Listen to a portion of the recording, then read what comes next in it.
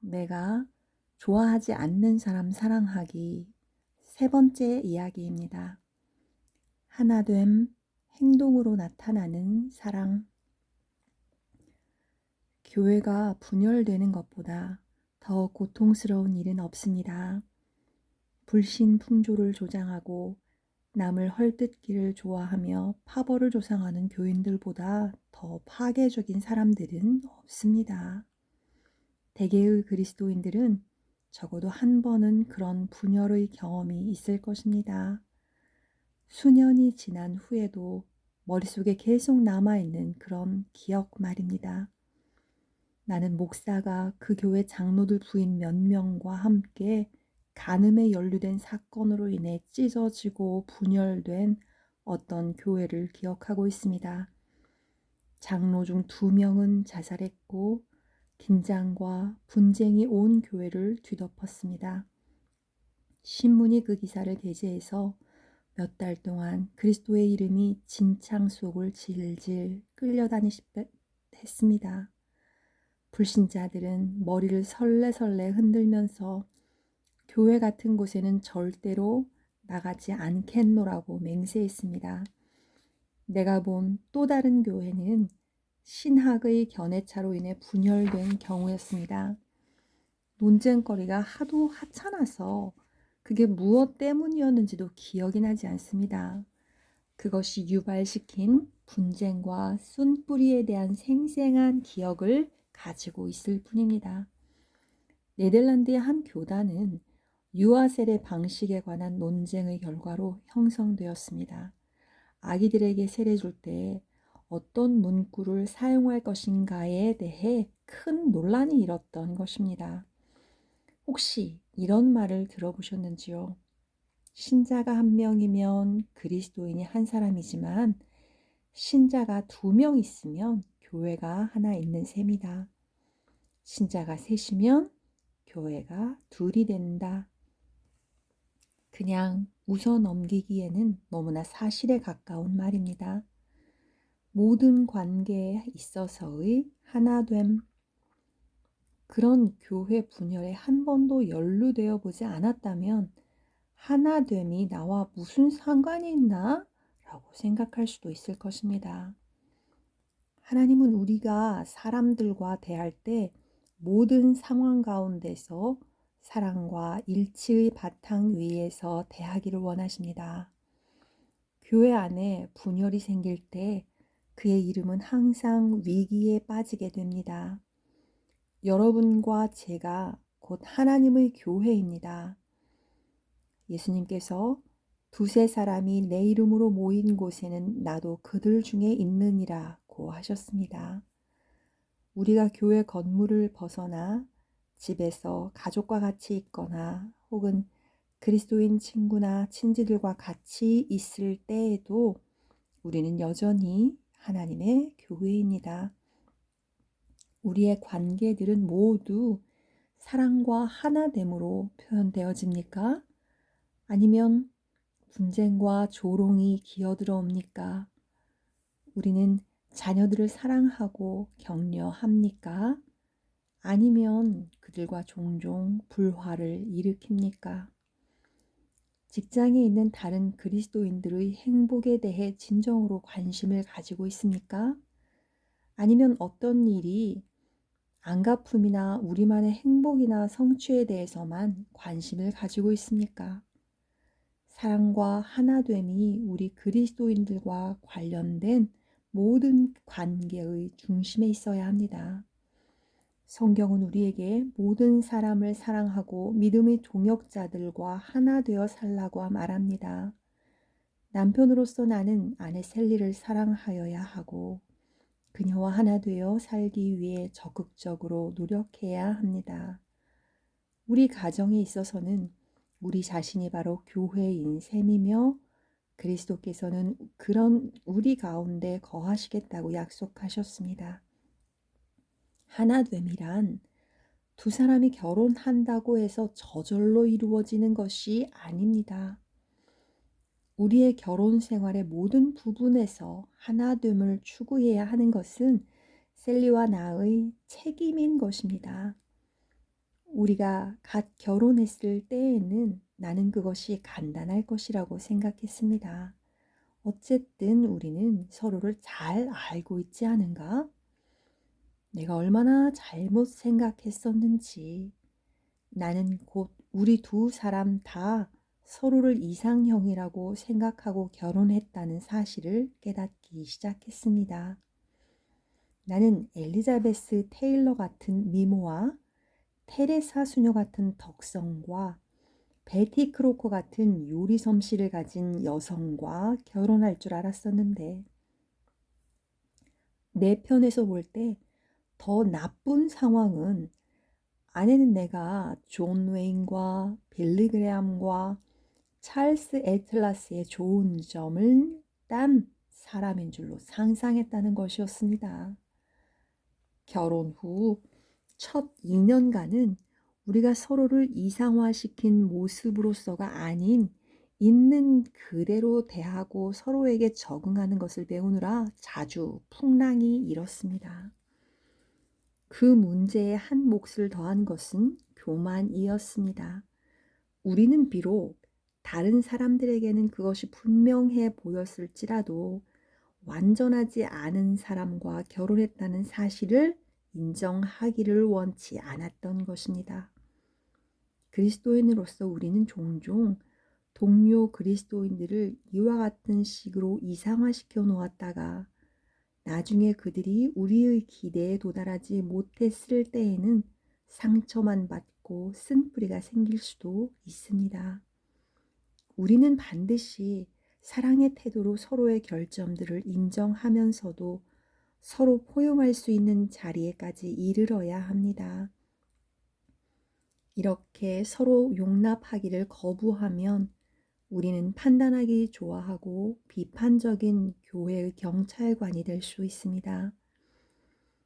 우리의 결혼 생활에서 나는 마치 내 자신이 성령인 것처럼 내가 필요로 하는 때와 장소에서 셀리에게 죄에 대한 깨달음을 줄 수는 없다는 것을 배워야 했습니다. 그것이 하나님이 일하실 일입니다. 하나님은 나에게 아내를 사랑하고 소중히 여기며 하나님이 그녀를 대하시는 성품의 살아있는 표본이 되라고 분부하셨습니다. 나는 그녀의 심판관으로 부르심을 받지 않았습니다. 만일 그녀의 삶 안에 연약한 점이 있다면 나는 그것을 위해서 기도하고 하나님께서 그녀의 마음에 죄에 대한 깨달음을 주시도록 기도해야 하고 그녀도 나를 위해 이같이 해야 하는 것입니다. 다른 그리스도인들과 관계에서 우리는 종종 이런 원칙을 망각합니다. 우리와 동의하지 않거나 우리가 볼 때 징계가 필요하다고 느껴지는 어떤 명확한 잘못이나 연약함이 있는 사람에게 죄에 대한 깨달음을 주려고 너무나 분주히 다닙니다. 그러나 돕는 대신 분쟁과 부조화를 가져오고 맙니다. 우리의 관계에 있어서 사랑이 최우선의 자리를 차지하는 것이 필수적입니다.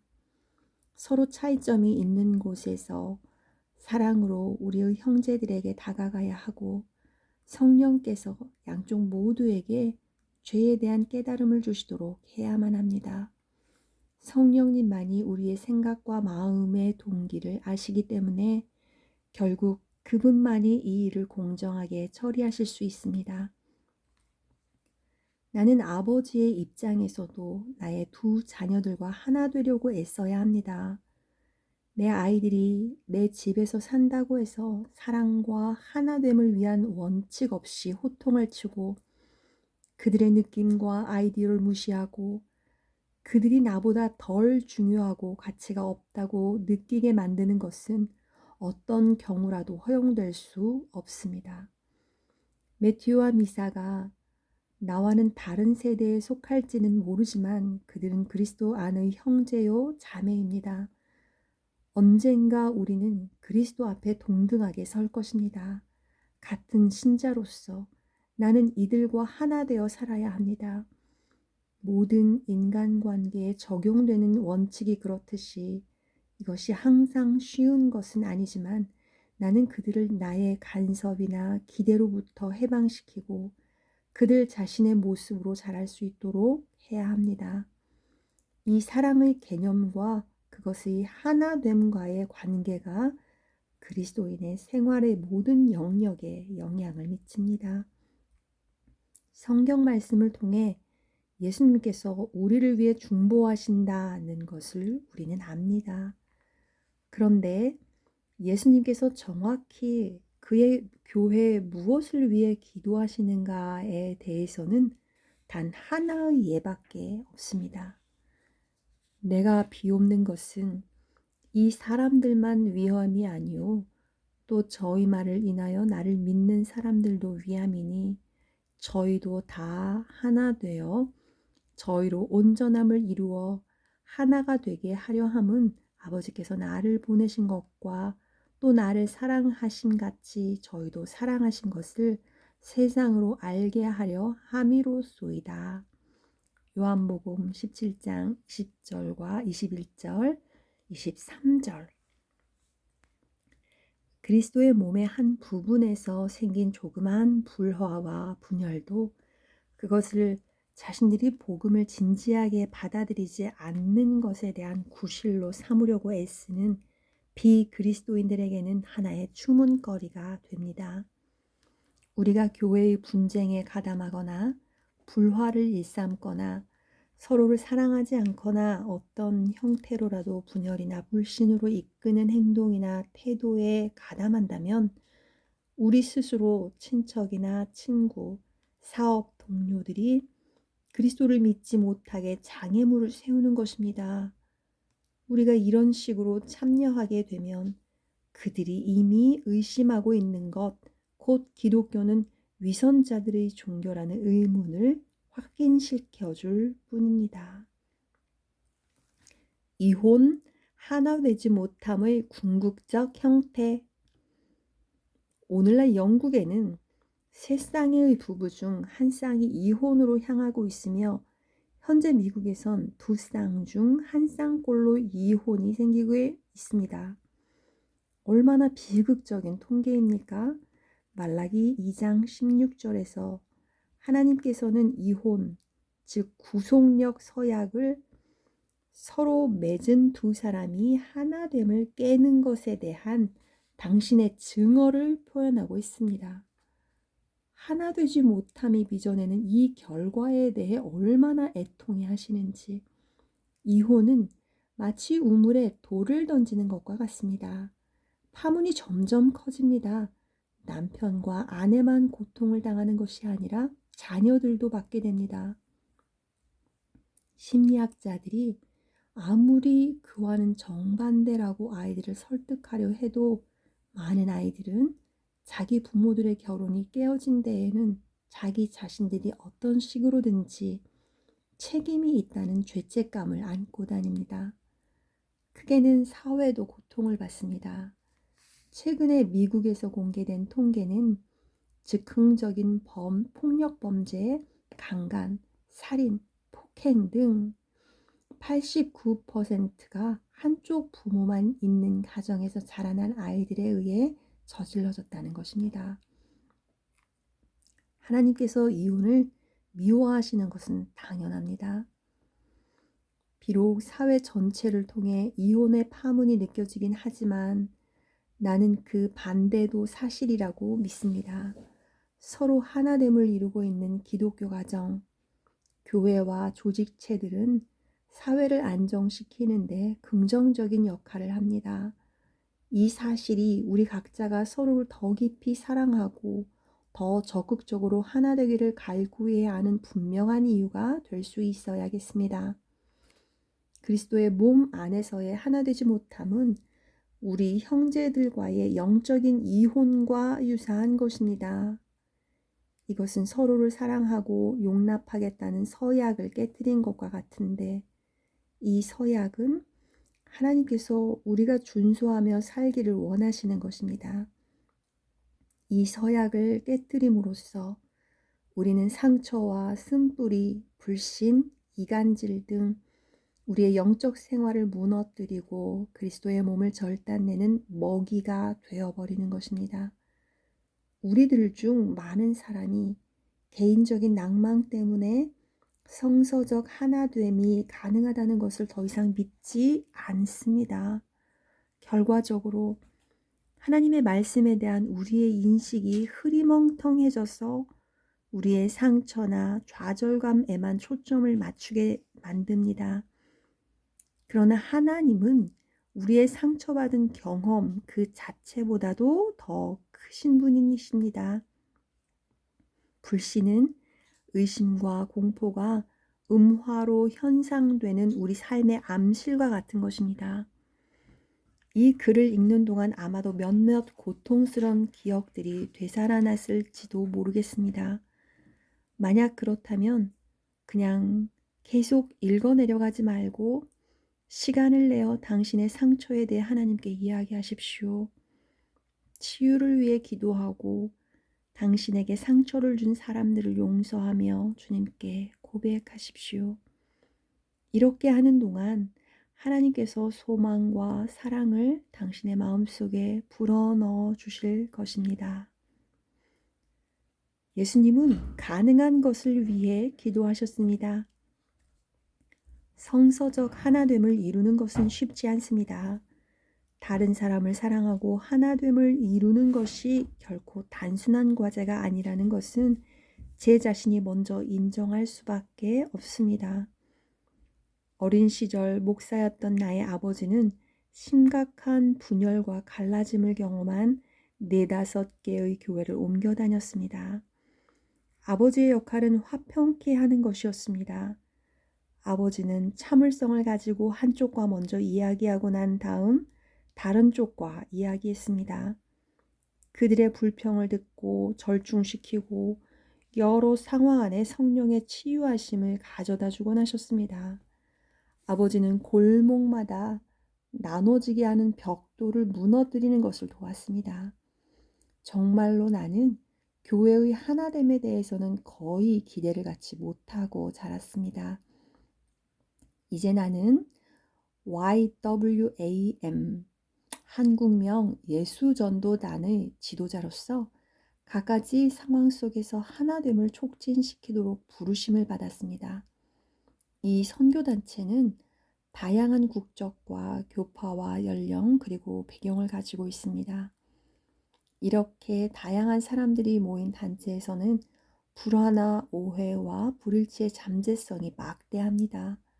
그럼에도 계속해서 성경적인 원칙을 적용하고 우리가 그리스도인 형제와 자매로서 사랑과 일치 안에서 같이 살도록 부르심을 받았다는 신념에 다시 헌신함으로써 긴장이 해결되고 극복되는 것을 여러 번 경험했습니다. 하나님은 하나됨은 가능합니다. 예수님께서 무엇 때문에 가능치 않은 것을 위해 기도했겠습니까? 예수님께서 우리 교회들의 깊은 사랑과 교제와 신뢰로 살 수 있다는 소망을 불러일으켜 놓았다가 우리를 실망시키고 현혹시킬 만큼 잔인한 분일까요? 예수님은 정치적, 사회적, 연령적 차이는 물론 우리가 뒤에 숨겨둔 문화적, 인종적 벽에도 불구하고 하나 되도록 우리를 위해 기도하셨습니다. 그분은 교파주의를 초월한 일치 또는 초교파주의라는 우리의 두꺼운 벽에도 불구하고 하나됨을 위해 기도하십니다. 관계의 불화, 개인의 독립심, 권리를 요구하는 것, 교회 논쟁에 가담하거나 기도하는 것, 주도하는 것, 교회 분열에 참여하는 것 등은 예수님께서 요한복음 17장에서 하신 기도와 정반대되는 것입니다. 많은 사람들이 교회에 분열이 있을 때마다 누가 옳은가에 더 관심이 많습니다. 하지만 분열에 가담한 어느 쪽도 옳지 않습니다. 누가 옳으냐가 문제가 아니라 누가 하나님의 말씀에 순종하느냐가 문제입니다. 우리를 갈라놓는 쟁점이 중요할 수도 있지만 하나님의 우선순위에는 그보다 높은 것이 있는데 곧 하나됨입니다.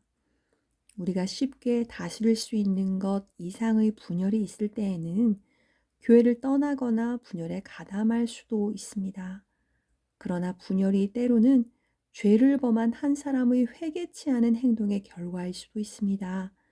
만약 회개가 없고 마음의 변화가 없다면 우리가 다스릴 수 없는 상황의 결과로 교회가 쪼개질 수 있습니다. 단지 어떤 상황이 아주 악화되었기 때문에 우리 자신이 이 편에서 먼저 거리를 두어 멀리 대할 수밖에 없을 때도 있을 것입니다. 그런 상황이 벌어질 때마다 우리의 동기가 순수하고 다른 사람의 잘못을 우리 자신의 화나 원한에 대한 의로운 분노라는 구실로 이용하고 있지 않다는 것이 확실해야 합니다. 서로 사랑하라. 하나됨은 우리가 서로 사랑할 때만 가능합니다. 예수님의 하나됨을 위한 기도에 내포된 것은 우리가 그분을 기쁘시게 하려면 우리가 서로 사랑해야만 한다는 것입니다. 요한복음 17장 23절에서 예수님은 아버지께서 아들을 사랑하신 것과 같은 사랑으로 우리를 사랑하신 것을 세상이 알도록 우리가 하나 되게 해달라고 기도하셨습니다. 예수님께서는 당신과 나를 자기 자신의 아들을 사랑하시는 만큼 사랑하십니다. 서로 서로를 향한 우리의 사랑은 사람들로 하여금 이 아버지의 사랑을 보고 경험할 수 있게 하십니다. 어떤 사람은 자신이 그리스도인이라는 이유로 해서 외롭고 상처받은 많은 사람들이 왜 그렇게 자신에게 이끌려오는지 궁금해합니다. 우리는 절대로 이 외롭고 잃어버린 바 된 자들이 우리 주변에 머물고 있는 것을 부끄러워해서는 안 됩니다. 그들은 우리 삶 가운데 나타나신 그 아버지의 사랑에 이끌린 것입니다. 하나됨은 가능할 뿐만 아니라 꼭 이루어져야만 합니다.